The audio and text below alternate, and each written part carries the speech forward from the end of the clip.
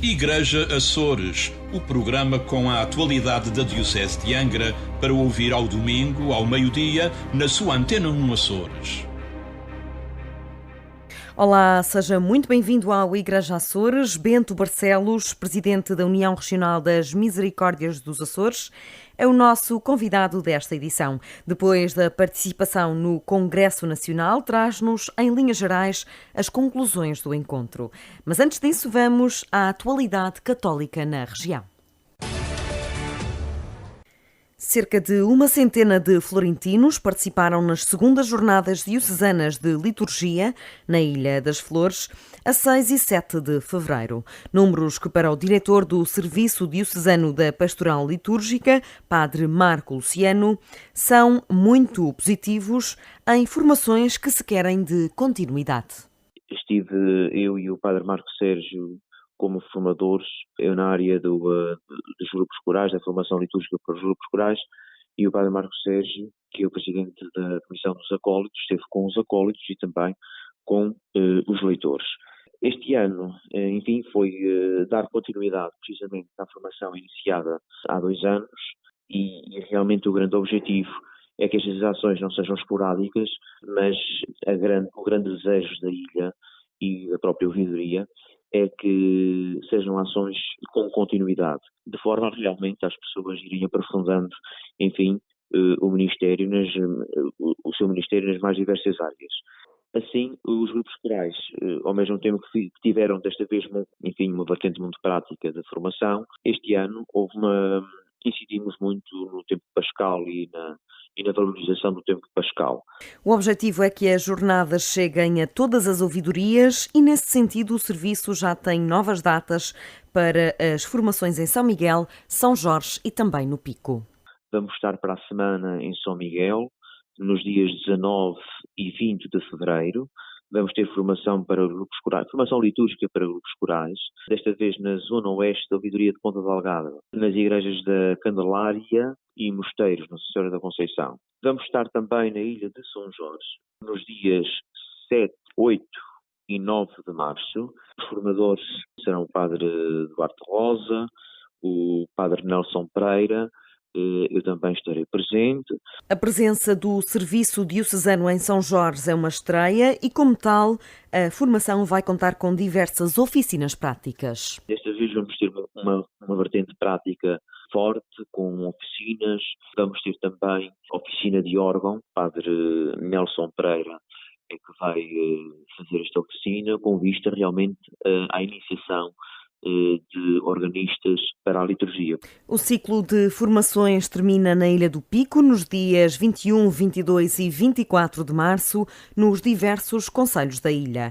O padre Marco Luciano garante que o objetivo é chegar a toda a diocese, bastando para isso que as ouvidorias se manifestem interessadas e que se mobilizem nesse sentido. No dia 11 de fevereiro, o mundo celebrou o Dia do Doente. Na mensagem para este dia, com o título Recebestes de graça, dai de graça, o Papa Francisco apela ao dom da entrega e ao fim de uma cultura de descarte.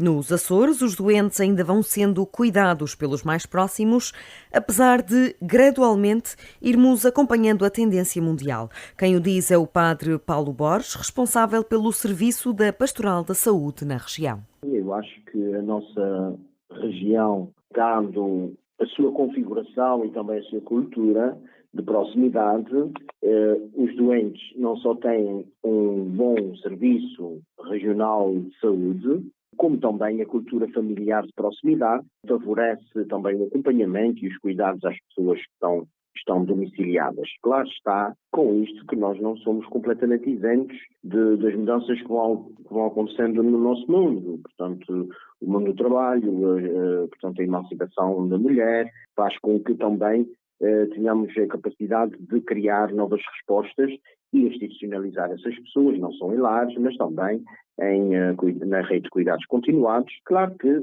é sempre um trabalho contínuo de melhoramento. Gratuidade, dom e solidariedade são os valores cristãos destacados pelo Papa Francisco na carta para este dia como formas de romper com os sistemas de posse e poder na saúde pelo mundo.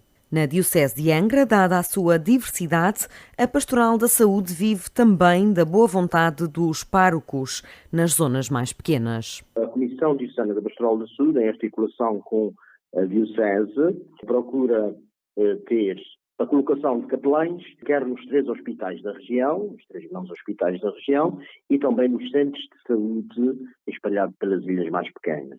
Este serviço é realmente articulado com estes capelães, que podem estar no quadro, ou então são os párocos daquela proximidade, que têm essa solicitude, que é profundamente da missão da Igreja, que é cuidar dos doentes. Neste sentido, o objetivo é formar para cuidar e a Pastoral da Saúde vai estar com a Pastoral Social na Ilha das Flores para umas jornadas formativas para todos os agentes, incluindo cuidadores informais, a 9 de março. Tomás de Borba, Composição e Pedagogia, é o nome do novo livro do Dr. Duarte Rosa, sacerdote da Diocese de Angra. Trata-se de uma parte dos estudos feitos para a tese de doutoramento, mais musicológica e que não foi utilizada no documento académico. Esta parte ficou arrumada. A primeira parte era só história e a tese, como foi em história, nem foi trabalhada tão pouco. Passaram agora uns anos, eu e o compositor Antero Ávila e o musicólogo Eduardo Aires de Abreu deram uma revisão no trabalho, acrescentaram também a sua participação e vem à luz este projeto, que é sobretudo uma forma de mostrar que ele utilizou a música para levar o ser português, a identidade portuguesa a todas as escolas, porque o Borba teve uma grande projeção e uma grande importância na reforma de ensino seguiu logo à Primeira República, no sentido de levar as artes aos currículos escolares, nomeadamente a música. Então a obra é sobretudo uma análise sobre a composição ao serviço do ensino. O compositor Antero Ávila orientou na análise das composições e o musicólogo Edward Aires de Abreu auxiliou na contextualização musical de Tomás de Borba na segunda metade do século XX. A obra foi apresentada no passado sábado, 16 de fevereiro, e contou com um momento alternado entre a palavra e a música. Somos nós os 3 que vamos representar. E então, à medida que formos falando e formos dizendo aquilo que investigamos e as conclusões a que chegamos, vamos elucidar, vamos exemplificar com passagens musicais ao vivo. A música vai surgindo à medida que nós formos dizendo as coisas, vamos exemplificando com música ao vivo. O livro encerra os estudos do sacerdote sobre Tomás de Borba, mas apenas no contexto musical. No final do ano deverá sair mais uma obra, desta feita sobre a literatura do autor. Fui vendo a escrita dele, ele escrevia poesia para crianças, sobretudo poesia para... e depois musicava essas poesias, porque ele formou coros com as crianças dos bairros pobres de Lisboa, com quem contatava semanalmente. E então ele próprio escreve a poesia para as músicas que compõe. Ensinar a higiene, a importância de lavar os dentes, a importância da liberdade, a importância de não maltratar os animais, etc, etc. E pronto, ele escreveu conferências e ensaios. Então há uma próxima obra, talvez para o fim do ano, que é a parte literária. Eu vou fazer em conjunto com o Dr. Sérgio Toste, que é professor de português no Liceu e no Seminário. A obra foi lançada no Salão Nobre dos Passos do Concelho de Angra do Heroísmo e conta com a introdução do general Ramalho Ienes, prefácio de Roberto Carneiro, antigo Ministro da Educação, pós-fácio de Rui Vieira Neri e conclusão do Bispo Dom João Lavrador. Cláudia Cardoso, diretora da Biblioteca Pública e Arquivo Regional Luís da Silva Ribeiro, também escreveu um texto sobre a importância social dos arquivos. Na passada quinta-feira, o dia de São Valentim foi celebrado pelo segundo ano consecutivo no Santuário do Senhor Santo Cristo dos Milagres. A iniciativa do Serviço Diocesano da Pastoral Familiar, com a ouvidoria de Ponta Delgada, consistiu numa celebração animada pelo grupo juvenil e destinada a noivos e casais, adiantou o ouvidor José Constância ao Igreja Açores. Convidámos casais e os noivos. Eu digo que não estava acima multidão, não estava a Igreja do Santuário bem composta de noivos e de casais. Pois bem, os noivos fizeram as leituras, os casais a oração dos fiéis, participou o grupo coral juvenil do Santuário, foi uma celebração alegre, festiva e com reflexão pelo padre Almiria, pelo padre Paulo Borges, porque foi ele que presidiu de facto a celebração. Foi uma maneira que tivemos de sinalizar este dia dos namorados, este dia do amor, estão presentes de facto no santuário todas estas pessoas. Para o cônego, a bênção de Deus é o maior presente que a Igreja pode dar aos eternos namorados e acredita que, com o passar dos anos, a celebração vai se abrindo à ilha de São Miguel. Com o andar dos tempos entrará dentro do calendário do santuário em conjugação com a ouvidoria de Ponta Delgada, mas creio que também há outras iniciativas, não sei bem, ou poderão existir outras iniciativas pela Ilha de São Miguel ou até pela Diocese. Da parte da ouvidoria de Ponta Delgada, fazemos assim e abertos também à ilha, se for o caso de não haver mais nenhuma celebração, e dado que as pessoas também se deslocam a Ponta Delgada mais neste dia.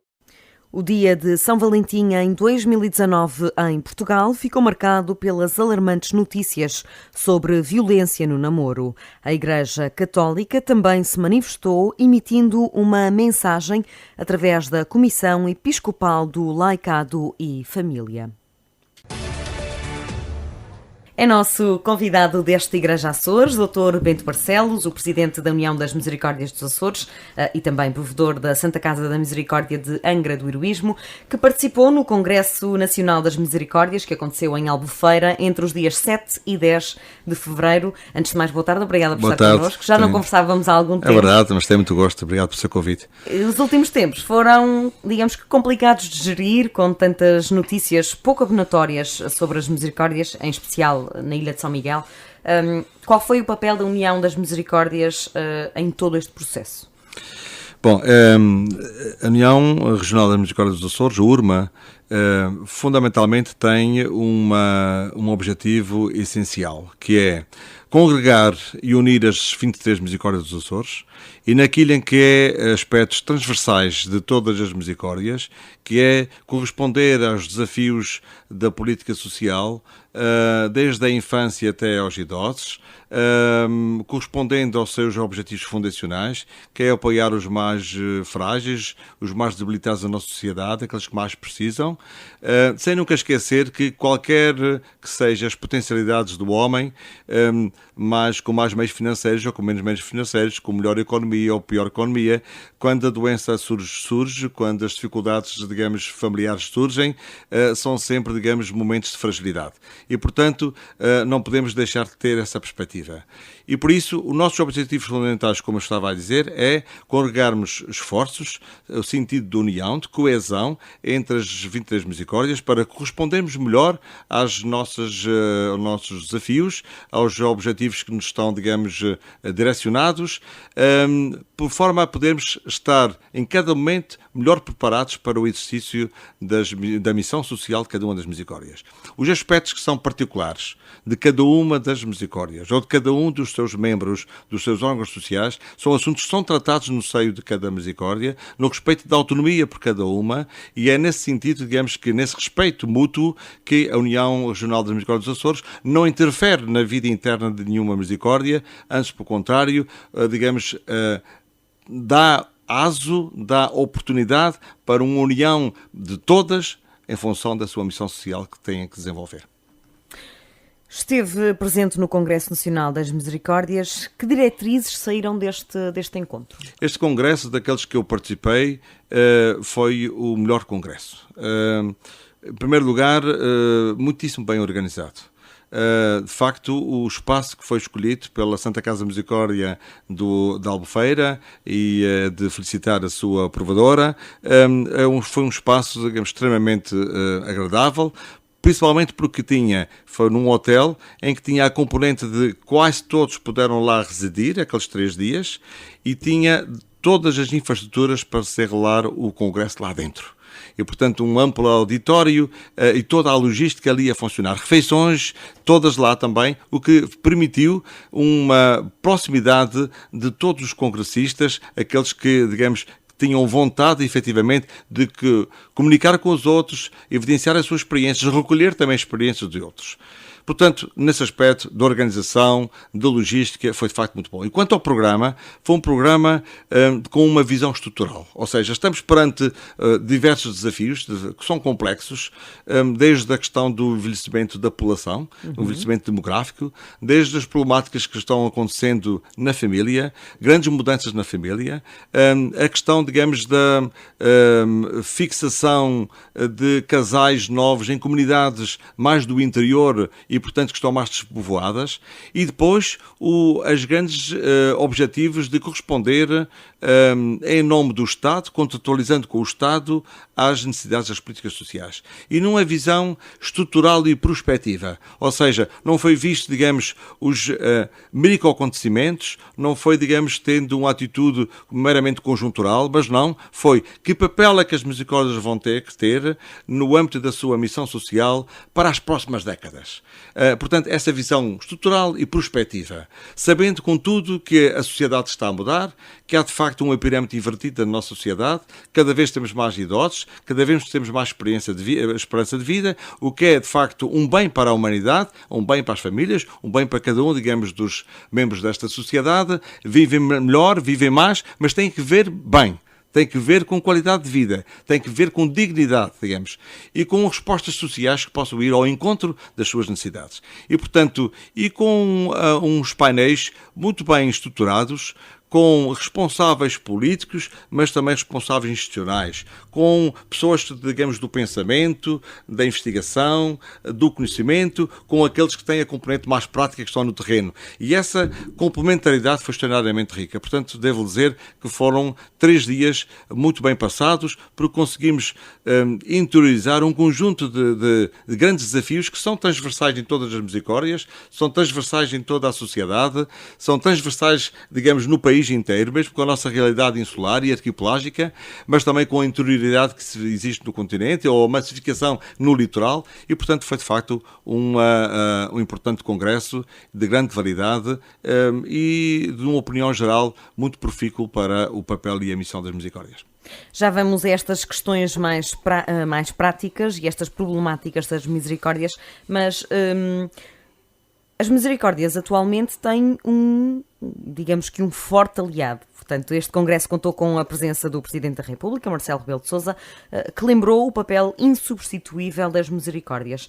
A sociedade tem esta consciência que tem Marcelo e que tem quem trabalha nas próprias misericórdias. Bom, é muito interessante a sua pergunta e efetivamente, o Presidente da República, o professor Marcelo Rebelo de Sousa, desde há muito, não só a sua formação académica, profissional, mas também a sua formação ética, deontológica, cultural, até religiosa também. E ele próprio já integrou exatamente, sem dúvida nenhuma. E, portanto, é efetivamente um pilar, não só no âmbito das suas funções como Presidente da República, mas é um pilar para a economia social. E é um exemplo.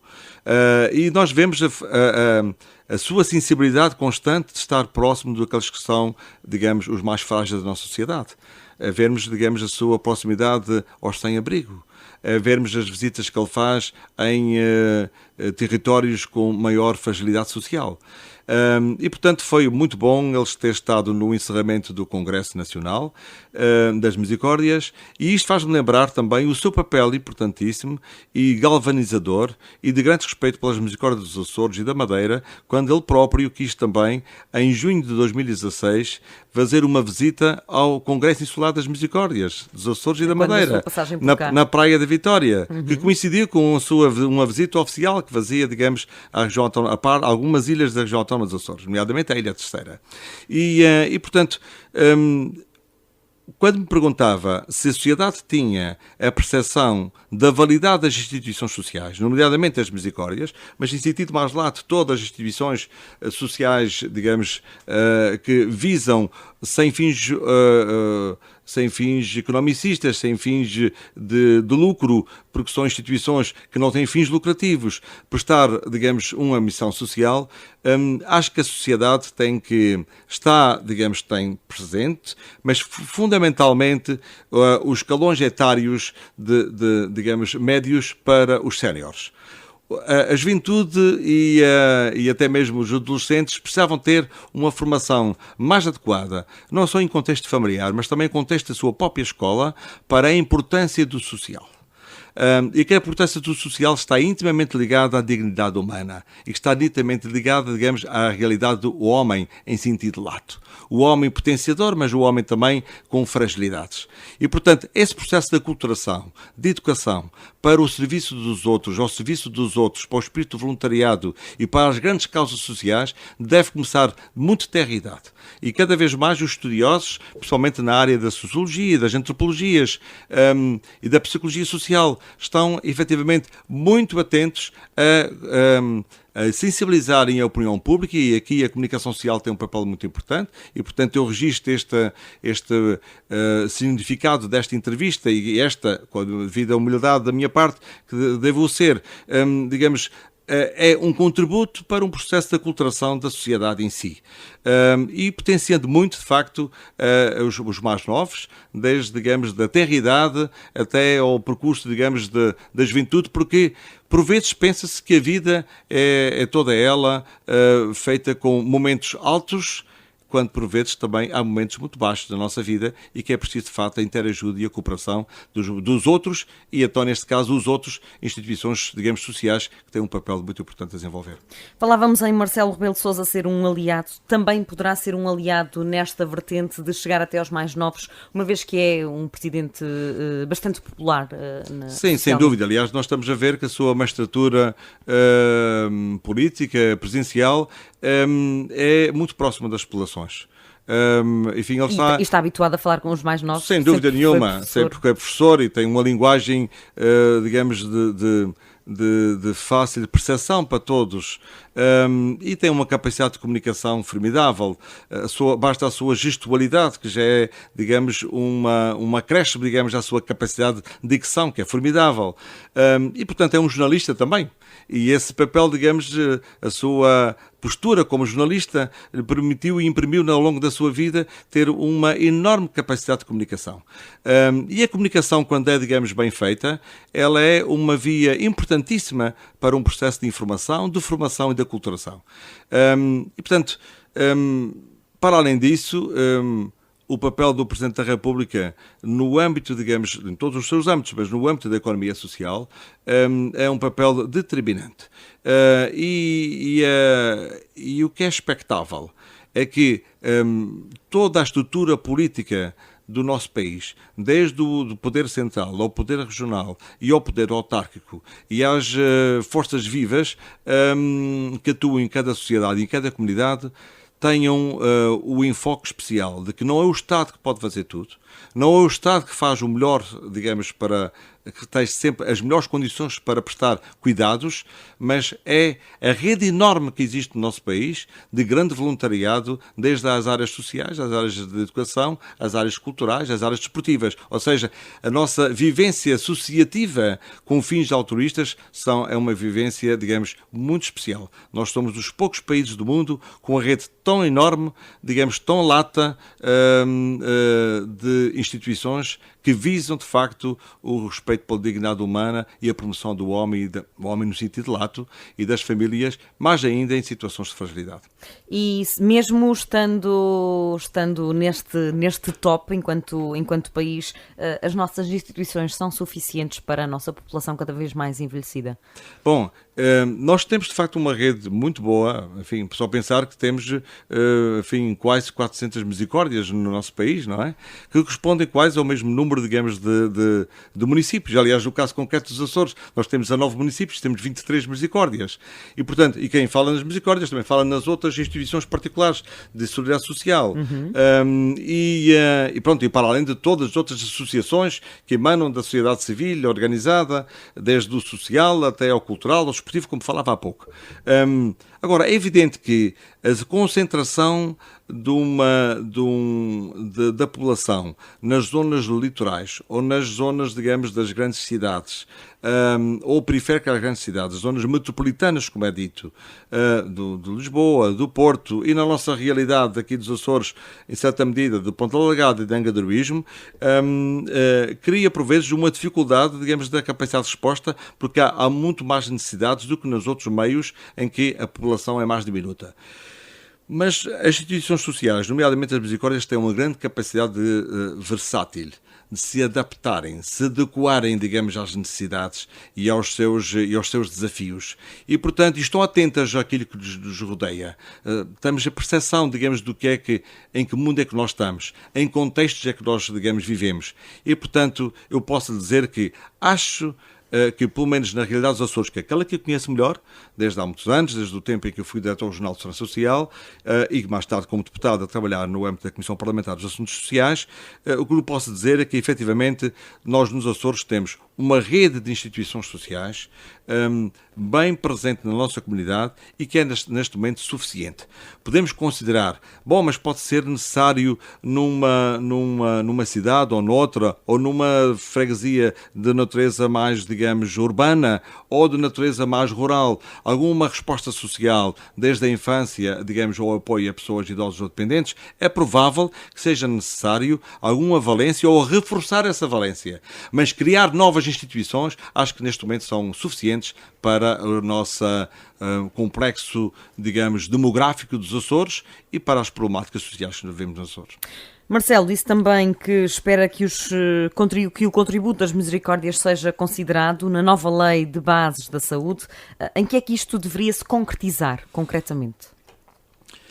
O Sr. Presidente da República, enfim, atento a todos os dossiês importantes que estão a desenvolver-se no país e de uma forma especial aqueles do âmbito político, e estando em discussão a Lei de Bases da Saúde, obviamente que quis, no meu entendimento, chamar a atenção para que nunca perca o seu enfoque especial. Qual é o enfoque especial da Lei de Bases da Saúde?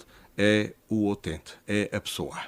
É a pessoa que precisa, digamos, de estar educada para ter saúde.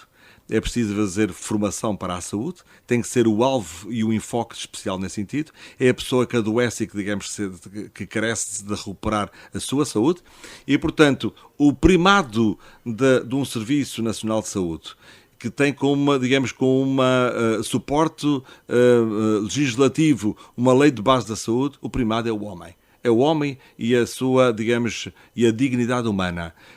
E é todo o conjunto de respostas que é necessário para que o homem viva mais feliz e faça os outros mais felizes. E, portanto, essa razão, essa visão, digamos, humanística está sempre presente, creio eu, no pensamento do Presidente da República e a sua perspectiva em abordar o momento especial que se vive no Parlamento e com a discussão da Lei de Bases da Saúde tem, de facto, na minha opinião, no meu ponto de vista, essa linha de orientação específica. Ficou também o alerta pelo Presidente da União das Misericórdias Portuguesas para a necessidade do Governo atualizar os apoios sob pena das misericórdias voltarem a uma fase de salários em atraso e de maiores dificuldades. Esta é também uma realidade dos Açores. É muito importante essa questão que está a levantar. É que as políticas sociais não conseguem ser totalmente feitas apenas com voluntariado. Nós temos que ter profissionais. Temos que ter profissionais preparados, vocacionados, formados, incentivados e dignamente pagos. E esses profissionais têm uma vida complexa, porque quase sempre estão a apoiar pessoas em situação de vulnerabilidade e fragilidade. E, portanto, o financiamento que neste momento, desde há uns anos a esta parte, está sendo canalizado através de acordos de cooperação para as instituições sociais, esse financiamento fica aquém das necessidades efetivas de qualquer instituição. Eu posso, digamos, dizer-vos, com o conhecimento que tenho mais pelos Açores, pelo contato frequente que tenho com as Misericórdias dos Açores, com as 23, incluindo a Misericórdia que o Ciro, a Misericórdia de Angra, que nós estamos, na maioria das valências, com um financiamento que não é robusto, que não é o suficiente. Não é o robusto para ficar receitas. Ninguém quer ficar com receitas. Não é o robusto para fazer face às necessidades e às despesas que se tem. E veja, houve uma realidade no nosso país, uma realidade de uma determinação política que me parece, digamos, francamente positiva e tem o acolhimento de todos, que foi o aumento do salário mínimo nacional e, no caso dos Açores, do regional, com mais de 5% de majoração relativamente ao nacional. Desde há um ano já esta parte, desde 2014, o último quadrimestre de 2014, digamos, tem certificado todos os anos aumentos do salário mínimo regional. Ora, esse aumento não tem sido, neste momento, são 630, no continente 600 euros, nos Açores 630, porque são os tais 5% sobre os 600 euros que adiciona, acresce mais 30 euros. Nós não, as misericórdias e todas as instituições sociais, todos aqueles que têm acordos de cooperação, não estão a ser financiados para compensar este aumento que se tem certificado todos os anos do salário mínimo regional. E é preciso, poder-me-ão perguntar, bom, mas então a maioria dos funcionários estão todos integrados no salário mínimo regional? Não estão, digamos, todos, mas está uma percentagem muito elevada. E isso tem, assim, sido um aumento francamente acima das atualizações dos acordos de cooperação ou dos valores padrão ou, no caso concreto da rede de cuidados continuados, dos valores de cama por utente por mês. E, portanto, essa é uma realidade que é transversal no país inteiro. E quando o Dr. Manuel de Lemos, com o conhecimento que tem desde há anos esta parte, como Presidente da União das Misericórdias Portuguesas, e pelas funções que teve anteriormente, também na Santa Casa Misericórdia de Lisboa, a Santa Casa Misericórdia do Porto, foi também um chefe de gabinete da Ministra Leonor Beleza, quando foi Ministra da Medicina, foi Ministra, melhor dito, da área da Saúde, tem a perfeita noção de toda a evolução que se tem vindo a verificar a esta parte, que foi francamente positiva em termos, digamos, da proliferação de uma rede de instituições que dando apoio às, digamos, de serviços sociais e de saúde, mas também tem a perfeita noção que nos últimos anos tem havido uma deterioração da componente, digamos, financeira das instituições. E sem financiamento pomos em causa, digamos, as respostas sociais, os serviços sociais e os serviços de saúde. Portanto, tem estado sempre a sensibilizar os membros do Governo com responsabilidades nesta área, ou seja, a Secretaria Regional da Solidariedade Social e o Secretário Regional da Saúde, para uma atualização dos acordos de cooperação que seja correspondente à inflação acrescida deste aumento de encargos que as instituições têm, principalmente com a massa salarial, mas também com os consumíveis, com a energia que tem vindo a aumentar e com esta realidade que se nos impõe, que é quanto mais são as pessoas dependentes, nomeadamente pessoas idosas ou pessoas dependentes, que precisam de apoio, maior são as horas de serviço que devem ser prestadas para apoiar essas pessoas. Logo, temos que aumentar os recursos humanos nesse sentido. A aposta cada vez mais num envelhecimento ativo, isto acarreta também cada vez mais custos? Também, claro, é todo pertinente essa sua pergunta, porque efetivamente, se há um aumento da esperança de vida, e como dizíamos há pouco, a esperança de vida é um bem para a humanidade, para as famílias e para cada um, digamos, daqueles que são protagonistas, poderem viver mais tempo, digamos, mas tem que se viver de uma forma digna. E esta manutenção tem custos. E, portanto, isso tem custos e, portanto, cooperar com as pessoas para que possam ter, de facto, uma vida tanto quanto possível bem ocupada, saudável, cooperante com os outros, numa vivência intergeracional, se possível integrada na própria família. E é aí que deve ser, digamos, o grande pilar de apoio deve ser na família, no habitat, digamos, junto da sua própria microsociedade. Portanto, a componente de uma resposta institucional de ERP ou da OCC, só numa situação, digamos, mesmo necessária, imperiosa. Caso contrário, os serviços sociais devem ir à família ou, quando não tem família, ao próprio utente. Portanto, neste caso concreto, o envelhecimento ativo, com dignidade, com inclusão, existe capacidades financeiras para ter, de facto, o suporte de recursos humanos que são adequados para esse objetivo. Só para terminarmos a nossa conversa e para romper um pouco com a ideia pré-concebida de que os velhinhos vão para a Santa Casa ver televisão e jogar às cartas. Que valências é que as Misericórdias dos Açores têm oferecido para perceberem que, afinal, o dia-a-dia de uma pessoa numa instituição não é assim tão apática quanto isso? Já vou direto à sua pergunta, tentando responder da melhor forma, para tornar claro, digamos, essa percepção que não se deve ter. Mas veja, houve uma grande alteração nos últimos tempos, nas últimas 2 décadas, sobre essa perspectiva dos serviços sociais e de saúde que são prestados pelas Santas Casas ou por outras instituições congêneres. Veja, a evolução semântica. Há umas décadas atrás era casa de repouso. Era, digamos, asilo. Veja que essa linguagem desapareceu. E essa linguagem desapareceu, e desaparecendo a linguagem, o objetivo é também desaparecer a mentalidade que se deve ter, o conceito.